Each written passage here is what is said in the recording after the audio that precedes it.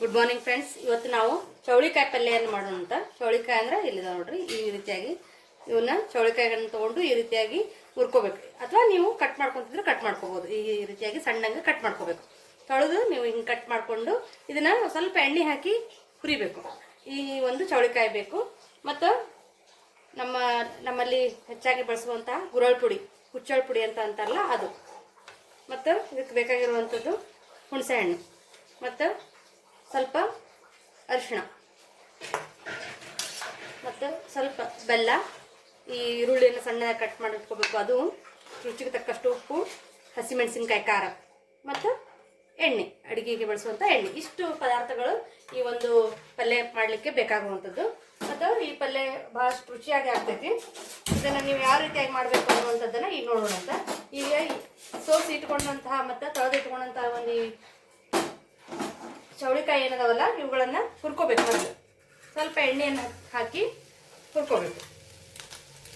ಹುರಿದು ಮಾಡಿದ್ರೆ ಇದು ಟೇಸ್ಟ್ ಬರ್ತೈತಿ. ಅದಕ್ಕೆ ಇವುಗಳನ್ನ ಸ್ವಲ್ಪ ಎಣ್ಣೆಯನ್ನು ಹಾಕಿ ಹುರ್ಕೋಬೇಕು. ಮೊದಲು ಅದನ್ನು ಹುರ್ಕೋಬೇಕು. ನೋಡ್ರಿ ಫ್ರೆಂಡ್ಸ್, ಇಷ್ಟು ಹುರ್ಕೋಬೇಕು. ಇಷ್ಟು ಸ್ವಲ್ಪ ಇದು ಕಪ್ಪಾಗ ಮಟ ಇಷ್ಟು ಹುರಿದು ಈಗ ಒಗ್ಗರಣೆಯನ್ನು ಹಾಕಬೇಕು. ಯಾವ ರೀತಿಯಾಗಿ ಒಗ್ಗರಣೆಯನ್ನು ಹಾಕಬೇಕು ಈ ಪಲ್ಯನ ಅಂತೇಳಿ ನೋಡೋಣ.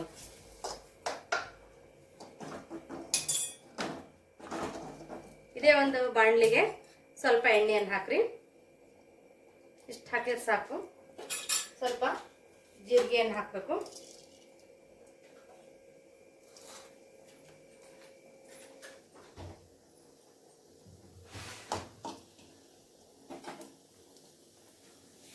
ಜೀರಿಗೆ ಚಟಪಟ ಅಂದಮೇಲೆ ಈರುಳ್ಳಿಯನ್ನು ಹಾಕ್ರಿ.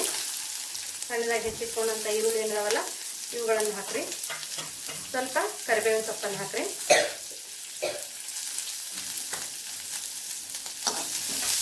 ಸ್ವಲ್ಪ ಈರುಳ್ಳಿ ಬಾಡಿಸ್ಕೋಬೇಕು. ಸ್ವಲ್ಪ ಬಾಡಿಸ್ಕೊಂಡು ನಂತರ ಮತ್ತೆ ಹಾಕೊಂಡು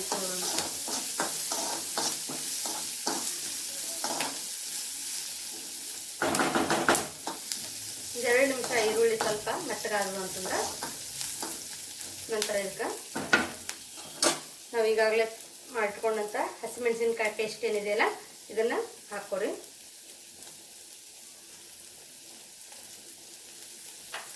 ಮತ್ತು ನಾವು ತೆಗೆದುಕೊಂಡಂತಹ ಈ ಟರ್ಮರಿಕ್ ಪೌಡ್ರ್ ಏನಿದೆಯಲ್ಲ ಇದು ಸ್ವಲ್ಪ ಒಂದು ಪಿಂಚ್ ಹಾಕ್ಕೊಂಡ್ರೆ ಸಾಕು.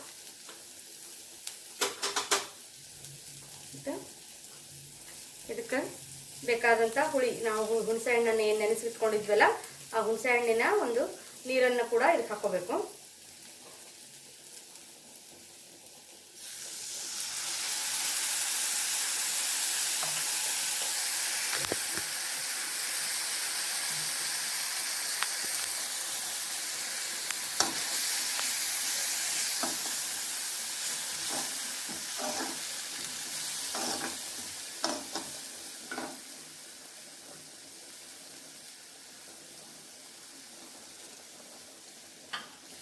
ಹುಣಸೆ ಹಣ್ಣಿನ ನೀರನ್ನು ಹಾಕ್ಕೊಂಡ್ಮೇಲೆ ಇದಕ್ಕೆ ಸ್ವಲ್ಪ ಬೆಲ್ಲವನ್ನು ಹಾಕ್ಕೊಳ್ಳೋದು. ಹೀಗೆ ರುಚಿಗೆ ತಕ್ಕಷ್ಟು ಉಪ್ಪನ್ನು ಹಾಕ್ಕೊಳ್ಳೋಣ ಅಂತ. ಸ್ವಲ್ಪ ನೀರನ್ನು ಹಾಕ್ಕೊಳ್ಳೋಣ, ಯಾಕಂದರೆ ಇವು ಕುದಿಬೇಕು. ಸ್ವಲ್ಪ ಕುದಿಲಿಕ್ಕೆ ಸಾಕು ಬೇಕಾದಷ್ಟು ಸ್ವಲ್ಪ ನೀರನ್ನು ಹಾಕ್ಕೊಳ್ಳೋಣ ಅಂತ. ಹಾಕ್ಕೊಂಡು ಈಗಾಗಲೇ ಏನು ಹುರಿದಿಟ್ಕೊಂಡಿವಲ್ಲ ಈ ಚೌಳಿಕಾಯಿಯನ್ನು ಕೂಡ ಇದಕ್ಕೆ ಹಾಕ್ಕೊಳ್ಳೋಣ. ಹಾಕ್ಕೊಂಡು ಮೇಲೆ ನಾವು ಈಗಾಗಲೇ ಮೊದಲು ಮಾಡ್ಕೊಂಡು ಇಟ್ಕೊಂಡಿರುವಂಥ ಒಂದು ಗುರಳ್ ಪುಡಿ ಏನೈತಲ್ಲ ಈ ಗುರಳ್ ಪುಡಿಯನ್ನು ಒಂದು ಸ್ಪೂನಷ್ಟು ಗುರಳ್ ಪುಡಿಯನ್ನು ಕೂಡ ಹಾಕ್ಕೊಳ್ಳೋಣ.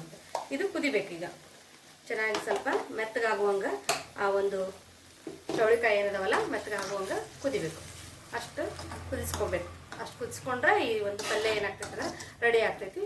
ಇದನ್ನು ಜೋಳದ ರೊಟ್ಟಿ ಒಂದಿಗೆ ಮತ್ತು ಚಪಾತಿಯೊಂದಿಗೆ ಎರಡಕ್ಕೂ ಕೂಡ ನಾವೇನು ಮಾಡ್ಬೋದು ಅಂದರೆ ತಿನ್ಬೋದು. ಜೋಳದ ರೊಟ್ಟಿ ಒಳಗೆ ತಿಂದ್ರೆ ಭಾಳ ಇನ್ನೂ ಟೇಸ್ಟ್ ಇರ್ತೈತಿ. ಜೋಳದ ರೊಟ್ಟಿಗೆ ಇದು ಕಾಂಬಿನೇಷನ್. ಇನ್ನೂ ಒಂದು 5 ನಿಮಿಷ ನಾವು ಮುಚ್ಚಿ ಲಿಡ್ಡನ್ನು ಕ್ಲೋಸ್ ಮಾಡಿ ಕುದಿಸ್ಕೊಳ್ಳೋಣ.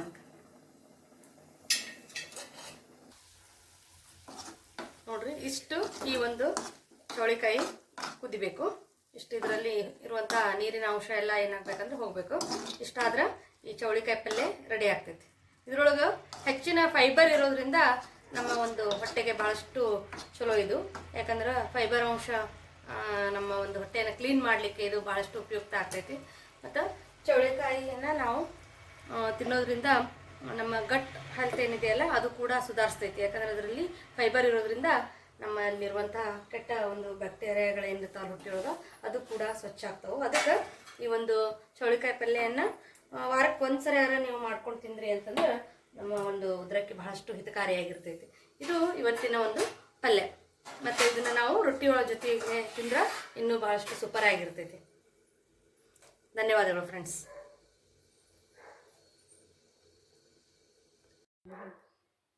ಈಗಾಗಲೇ ರೊಟ್ಟಿ ಮತ್ತು ಪಲ್ಯ ಮತ್ತು ಬೇಳೆ ಸಾರು ರೆಡಿ ಆಗೈತಿ. ಎಲ್ಲರೂ ಊಟ ಮಾಡ್ಬರ್ರಿ. ಈ ಒಂದು ಸಾರಿನ ಒಂದು ರೆಸಿಪಿ ಬೇಕಂತಂದ್ರೆ ಇನ್ನೊಂದು ಸರ್ತಿ ನಿಮ್ಗೆ ತೋರಿಸ್ತೀನಿ. ಇದಕ್ಕೆ ಕಾರ್ಬೇಳೆ ಅಂತ ಹೇಳಿ ಕರಿತೀವಿ ನಾವು. ಇದನ್ನ ಯಾವ ರೀತಿಯಾಗಿ ಮಾಡೋದು ಅನ್ನುವಂಥದ್ದನ್ನು ನೀವೇನಾರ ಕಮೆಂಟ್ನಲ್ಲಿ ನೀವು ಇದು ಬೇಕು ಮಾಡೋದು ತೋರಿಸ್ರಿ ಅಂತಂದ್ರೆ ಇದನ್ನು ಕೂಡ ತೋರಿಸ್ತೀವಿ. ಇದನ್ನು ರೊಟ್ಟಿ ಜೊತೆ ನೀವು ತಿಂದ್ರಿ ಅಂತಂದ್ರೆ ಭಾಳಷ್ಟು ಒಳ್ಳೆ ಕಾಂಬಿನೇಷನ್ ಆಗಿರ್ತೈತಿ.